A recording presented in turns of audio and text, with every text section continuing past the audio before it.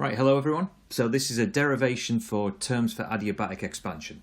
Okay, so adiabatic expansion means that we've got no heat exchange with the external environment. So in this situation, we can quite easily say that delta Q equals 0, so no heat exchange.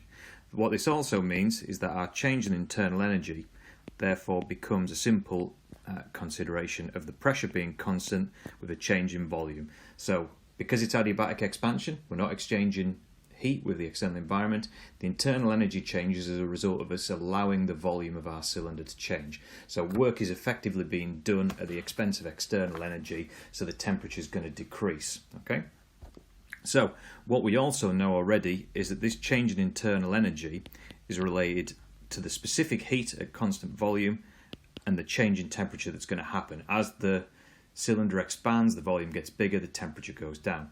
So from these two equations, what we can then say is that the specific heat capacity at a constant volume with a change in temperature is related to the pressure being constant and the volume change that we're going to experience.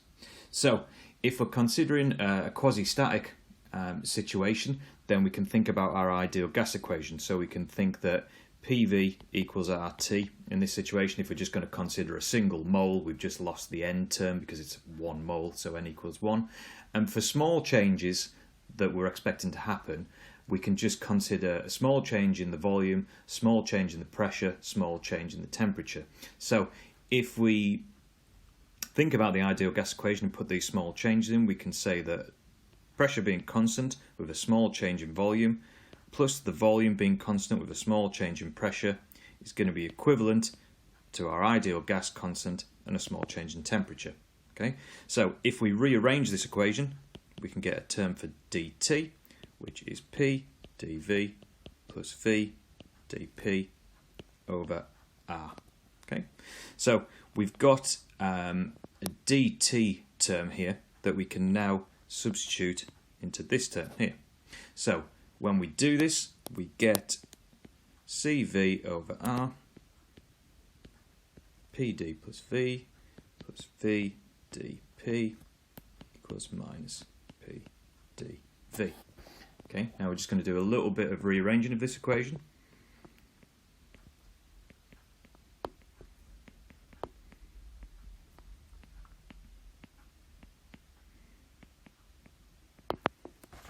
Okay, now what we'd like to do here ideally is lose this R term.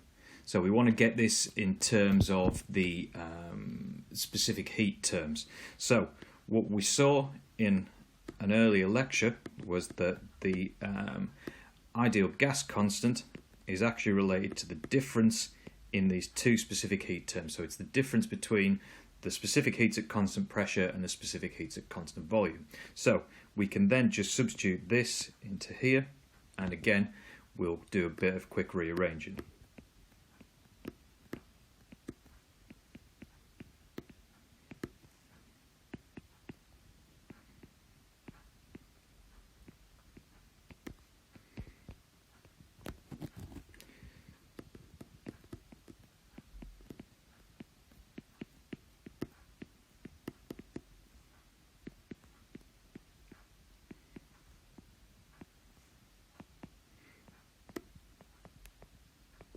Okay, now on both sides of the equation here we've got a CV PdV term, so we can just lose that one there, and we can bring this term across to the other side.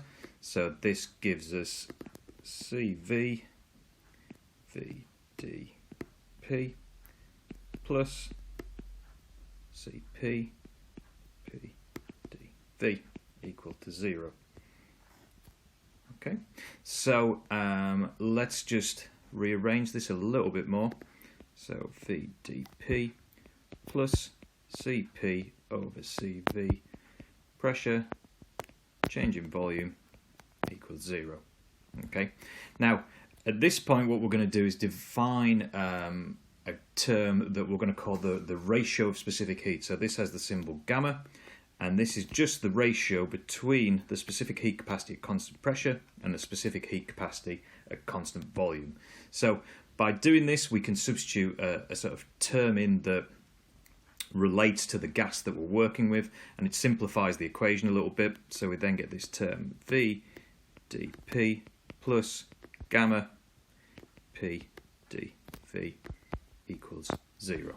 Okay, so we'll just rearrange a little bit more to get terms in terms of pressure and one in terms of volume. So we have dP over P plus gamma dV over V equals 0, and we want to get rid of the differential terms by integrating. So integral of dP over P plus gamma integral of dV over V equals 0. So we get ln of the pressure plus gamma ln of the volume plus some constant equals to 0. Okay, so by our laws of logs, it's pretty straightforward to see that PV to the power of gamma equals a constant term. Okay, now the thing to note here is because of the way that the specific heat terms work, that gamma, draw that bit better, is always greater than 1. So this means that on an adiabatic curve, it's always going to be steeper than an isothermal curve on a PV diagram because this is greater than 1.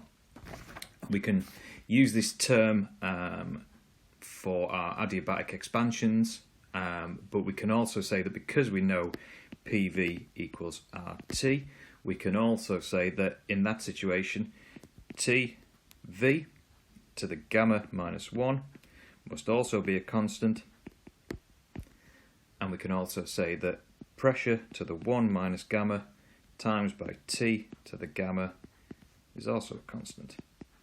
So we've got a few different terms there that relate the pressure and the volume to this gamma term, which is just determined by our specific heat values.